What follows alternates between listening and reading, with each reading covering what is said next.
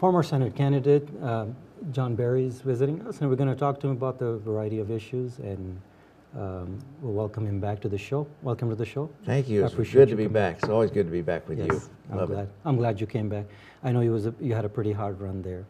It was. You know, we managed to get almost 4% of the votes, got 29,000 votes, and it was difficult, but my message was important. That was really important. I went into the race for the people, not for me. And, you know, I think the message was important. And since now I'm the chairman of the Constitution Party of New Mexico, I took that position a couple months ago. And so I'm still involved with the politics, if you want to call it that. And we're going to build up the Constitution Party and see if we can get a voice there to see if we can right some of the wrongs that our government's doing to us. Okay. When did you, I want to go a little bit into your former Senate run. When did you decide you wanted to run for Senate, and why independent? Why not as a well, you know, Republican? a little over 2 years ago I did, because I wanted to do something for my country. I wanted to do something for New Mexico, and I looked at what was happening and said, what can you run for that would make a difference? And the United States Senate obviously became the thing to do, because there's only 100 of them. And I looked at that and I said, you know, I'm going to do that. And I couldn't be a Republican or a Democrat, because they're the parties that have got the New Mexico and the United States in the position that it's in. So I said, what can I do? And I was friends with the chairman of the Independent American Party. And we had to, in New Mexico, you have to have ballot access. And that means that all political parties have to get signatures and do the paperwork and apply and get on the ballot. The Constitution Party and the Libertarian Party, so they weren't on the ballot at the time, and I knew the Independent American Party. So I had to get a party on the ballot, so we did. We put the Independent American Party on there, and a small party. It's not really large, but it met the principles that I have.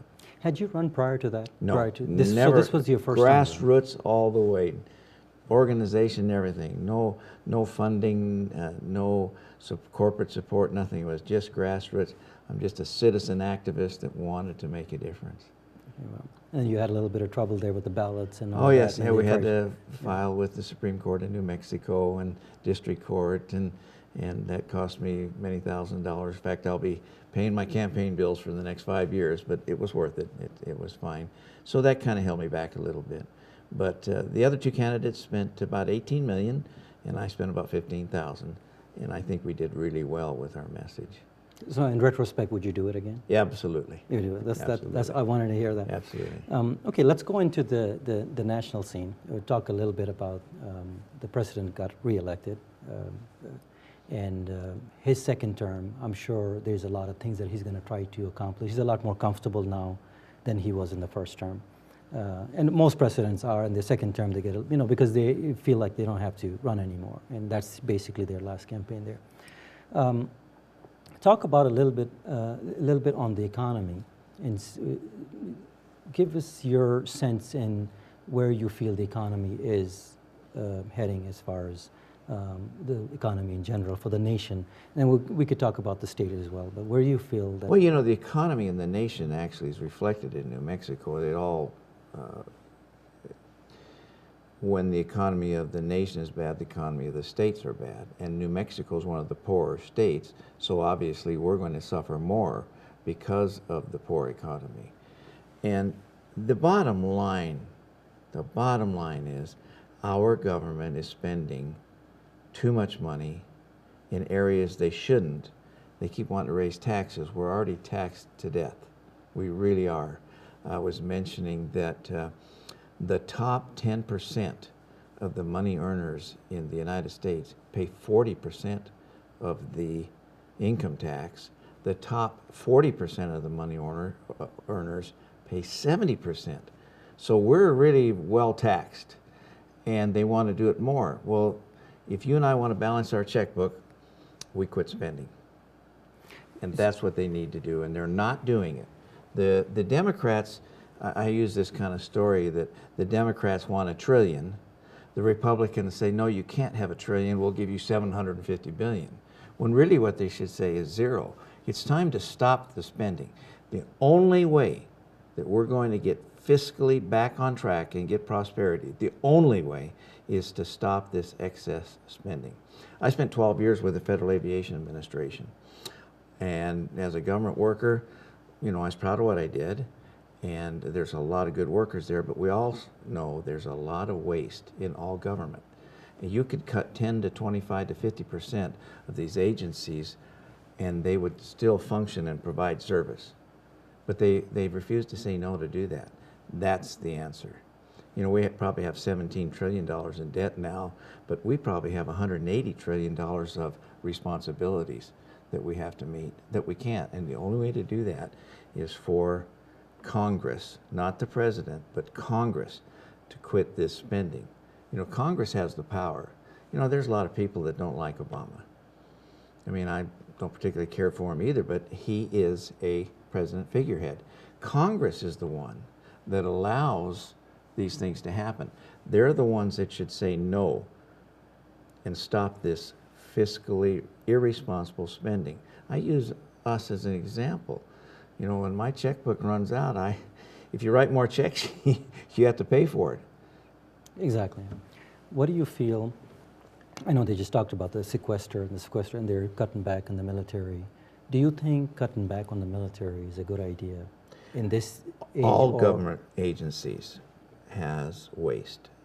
I'm a Vietnam veteran, spent 8 years serving this country, and when I was in the service, there was a lot of waste. The Pentagon has a lot of waste. If you've ever visited the Pentagon, you can see waste just by looking there. All of these government agencies can cut their budgets and still protect the United States. So when people talk about cutting the defense, what you need to do is make them more efficient, make them spend money like you and I do. You don't have to buy a $500 toilet when you can buy a $150 toilet. Their mentality is not that way. You know, you heard the story about the $25 screwdriver that you and I could buy for 10. That's what needs to be stopped. We should never, never decrease the defense of this country.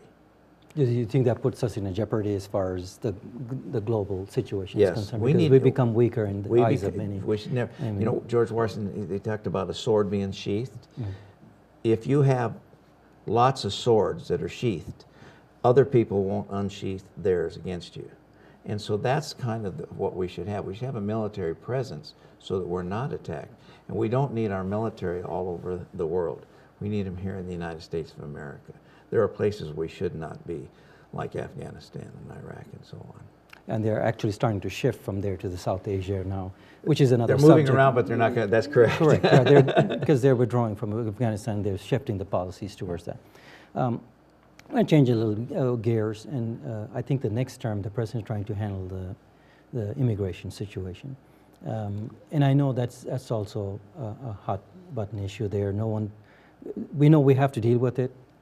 There's reforms that require this, about 12, 13 million undocumented individuals out there running 12 around. to 20 million, depending on who you talk to. Exactly. So the numbers vary, and, Yes. and I think we will agree to disagree that, you know, there's not one particular number there. I think him handling it in the second term is pretty, you know, it's decided that he's going to handle it. How do you feel that we handle 12 million individuals? And I know it's a broad question. What do we do with the 12 million individuals that are in the nation at this time?